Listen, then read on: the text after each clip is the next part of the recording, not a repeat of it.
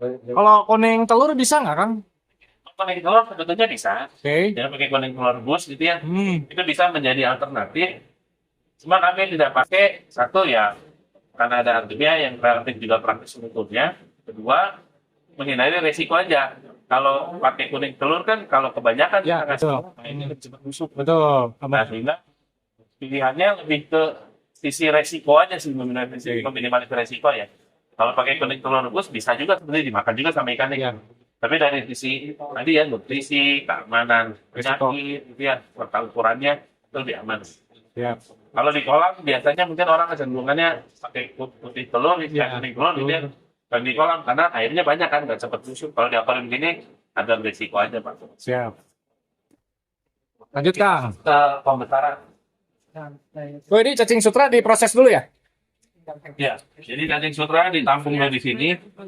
Berarti Memang waktu kita beli ini sudah ditampung 1 hari sebelumnya di pengepulnya. Jadi masuk ke sini tuh cacingnya memang udah siap pakai. Nah, ini kita simpan di bak ini untuk mempertahankannya supaya dia nggak mati satu gitu ya, dan makin bersih sebetulnya udah diberok gitu ya, dikuasain gitu supaya kotorannya udah keluar. Gitu. Ya sehari diganti nih airnya 3 sampai 4 kali supaya tetap bersih. Gitu. Oke. Nggak pakai obat ya? Nggak ada pakai obat. Nggak pakai obat. Alhamdulillah, so far sih aman ya. Meskipun cacing sutra kan ada resiko Betul, penyakit betul. gitu ya. Nah, tapi ya akhirnya penanganannya kita coba dikerjakan digunakan di sini aman-aman aja. Kalaupun ikannya yang sakit bisa jadi karena dari cacing ya kita obati di ikannya aja Pak. Karena kalau di cacing kita kasih obat misalkan pakai enro ya kan pahit banget tuh. Kalau cacing nggak kuat malah cacing yang lemas gampang mati, di akuarium mati, malah jadi airnya rusak karena cacingnya mati. Siap, siap. Jadi nggak ada pakai apa-apa, dicuci bersih aja. Wah, ini cocok nih lagi nyortir, Kang. Ya, ini Oke. lagi packing ya, packing guraya. Keluar, ekspor. Kasar, enggak, ini untuk dibesarkan lagi sama petani. Nah, jadi modelnya tradisional gini ya, pakai baki, lalu Oke. dikasih saringan, lalu itu pakai centong, ya, ngitungnya pakai hand counter, supaya nggak lupa ya gitu ya. Betul. Kalau lagi menghitung begini supaya ingat jumlahnya, hitung per 5 atau per 3 atau per 1 gitu ya, tinggal tergantung yang ngerjain aja mau men-add hand counternya per 1 ekor atau per 5 ekor atau per 3 ekor. Nah, Kang mau nanya nih, biasanya kan kita kalau ikan tuh disortir nih. Kalau misalnya ukurannya sampel aja, terus nanti filling atau gimana nih? Ada tips dan trik ini nggak? Tips dan triknya? Kalau untuk packing ya, misalnya untuk yang ekor di sini ukurannya 1 inci, maka patokannya penggaris. Jadi memang biasanya kami sediakan penggaris tuh. Di sini juga ada penggaris yang bisa dipakai. Jadi kalau lupa atau nggak yakin, ya dicek pakai penggaris saja. Oke. Nah, kan udah sepakat sama buyer ya pembelinya bahwa oh nih ukurannya 1 in badan gitu ya. Ya biar nggak salah, ya dikalibrasi aja pakai penggaris, Garis. dicek yang bisa size nya, dipisahkan lagi ke custom, nanti balik lagi ke aparat dipelihara. Karena ya masalahnya eh, ukuran itu kan bukan hanya masalah sentinya, tapi itu jadi akadnya kan istilahnya kalau di Betul. jual belinya ya. Wah, ijab kabulnya adalah 1 inci harus 1 inci. Ya 1 inci penggaris di Indomaret sama di warung sama kan bandangnya ini. Oke, kita lihat lagi ke Siap, sebelah lanjut, kanan. Kang. Ini ikan Denisoni ya? Jadi ini semua yang dipakai pembesaran. Ini akuarium yang 2 meter. Ini akuarium yang 2 meter yang kita pakai untuk pembesaran.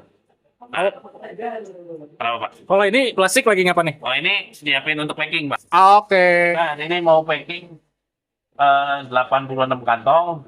Jadi nyiapin paling ya 10-20. Kalau ntar udah ke sana packing dijajar di sini, kita baru nyiapin lagi airnya, tambahin lagi gitu. Pernah. Kalau packing kan airnya baru dari tandon yang tadi atau dari yang akuarium yang pembesaran? Oh dari tandon. Oke. Jadi dari tandon, lalu kita distribusi ke ini styrofoam misalnya, baru dimasukin lagi ke kantong. Biasanya kami kasih air bayu sedikit. Air Bayu. Ya kasih air bayu untuk anti stres. Oke. Jadi dikasih air bayu sedikit, ya udah packing mah. Kalau kayak keluarga juga mereka cenderung pakai plastik bekas, nggak ada masalah, nggak harus baru gitu ya. Oh ya. Dan Oh. mereka karena nanti pada saat ekspor mereka ganti lagi pakai kantong ekspor yang tebal. Siap. Nah ini pembesaran ini Sony satu akuarium ini diisinya 800 nih. Ya, satu ekor isinya 800, pemeliharaannya 3 sampai 4 minggu. Makanya udah full pakai cacing sutra. Nah, kalau yang atas nih, ini masih pecahan larva dari pamen sebelah. Karena nggak cukup, tempatnya dibesarkan dulu di sini, baru nanti ini turun. Jadi di atas sudah diatur pada saat larva isinya 800, dipelihara 10 harian, baru turun lagi, dihitung lagi di sini 800 lagi. Sampai panen. Manajemen sortir ya. Nah, Ya. Kang Iri mau nanya lagi nih. Kalau misalnya idealnya untuk ukuran indukan atau rayak, larva, dan pembesaran itu akuarium isinya harus berapa sih idealnya? Nah, itu balik lagi ya, tergantung kepada manajemen pengaturan untuk operasionalnya. Kalau kami di sini pakai untuk induk satu aquarium itu Denisoni isinya 70. Ya, sebenarnya bisa isi 100, tapi mungkin airnya kalau induknya besar, itu nanti airnya lebih cepat kotor. Jadi dengan isi 70 itu bisa nguras sesuai jadwal tadi itu seminggu 2 kali. Oke. Nah, larvanya itu kan kita nebarnya dari telur. Ya. Nah, itu pada saat nebar telur itu diperkirakan tuh di piring itu, ya kami mengumpulkan telur dari stripping induk, itu harapannya jumlah telurnya itu 2.000 sampai 3.000 butir lah. Biasanya nanti setelah netas, larvanya itu kalau dihitung, akuarium itu isinya 1.500 sampai 2.000. Umur 2 minggu dipecah, Pak. Isi saat ini 800. Nah, pernah dulu coba juga isinya 1.000, begitu isinya 1.000, belum waktunya hari Rabu untuk ganti air, dia hari Senin udah kotor gitu. Jadi terlalu cepat kotor, gitu istilahnya. Akhirnya digeser lah ke 800, 800 aman. Yes. Tadi balik lagi supaya ngatur jadwalnya nggak berubah-berubah lah gitu. Betul. Jadi bisa rutin jadwal. Jadi pembesaran ini isinya 800 sampai panen. Dulu ngisi 1.000 sama tuh. Kok terlalu cepat kotor, akhirnya kita geser ke 800. Yes. Jadi membesarkan itu kalau bicara optimal ya, mungkin di teman-teman petani ada yang isinya 1.200 nih Pak, satu begini. Tapi dia ngurasnya tiap hari. Ya, ya. Nguras tiap hari ada masalah? Nggak ada masalah selama tandurnya cukup. Kalau tandurnya cukup, kenapa Bapak nggak ngurus tiap hari? Ya masalahnya jumlah orangnya sama pekerjaannya gitu Pak. Ya. Kalau tiap hari nguras, ya waktunya bisa menguras gitu ya istilahnya. Nah itu yang kami atur supaya satu family ini cuma 2 orang kan yang kerja. Jadi ya ngurasnya seminggu 2 kali udah dibikin itu, makanya isinya 800 gitu. Jadi secara operasional aman, secara teknis aman, kemudian secara jadwal aman, secara profit juga aman gitu ya. Hitungannya masih profitnya masih oke lah. Lanjut, Kang. Kang, ini mau nanya nih seputar pembesaran. Kalau misalnya pembesaran itu kita iklimasinya seperti apa nih? Bu, ikan baru datang nih. Oh, kalau ikan baru datang dari pembesaran itu biasanya kita apungkan dulu, nah, beserta kantongnya di akuarium 10 sampai 15 menit biar suhunya sama. Lalu kantongnya dibuka, lalu dimasukkan air kurang lebih ya mungkin sekitar setengah gayung dulu, sebentar setengah gayung lagi, sekitar 5 sampai 10 menit kan ya, airnya udah relatif sama tuh. Ya. Baru ikan ditebar ke akuarium. Oke. Nah, itu proses aklimatisasinya. Proses manajemennya adalah dari sekian kantong yang datang, minimal ada 3 kantong yang disampling.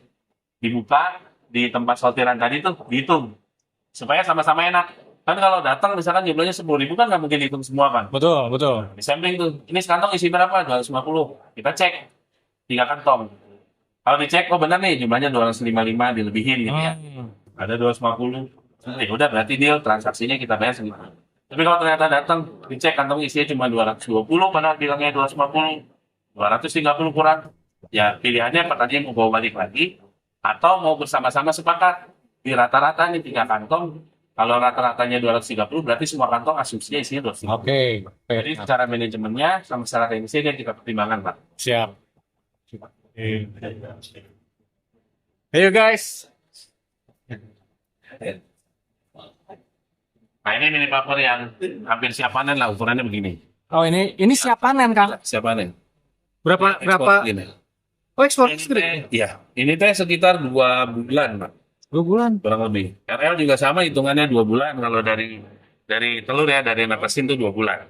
Ini juga buat ekspor panen. Ekspor, iya. Ukurannya segini. Enggak, ini belum. Belum. Ukurannya 4 cm. Kemudian pas kemarin terakhir habis kirim ke Bekasi, ini adiknya lah gitu. Ini baru 2,5 sentian lah ini. Ini sebulanan lagi lah baru bisa panen. 4 cm ekor apa? 4 cm ekor. Ya sekarang mah kalau nggak ada juga 3 senti juga dibeli aja sih. Kalau lagi susah mah kita mah nikmatin hasilnya aja, jadinya 3 senti udah kepanen jadi lebih cepat lagi. Sip. Pas untuk eksportir berapa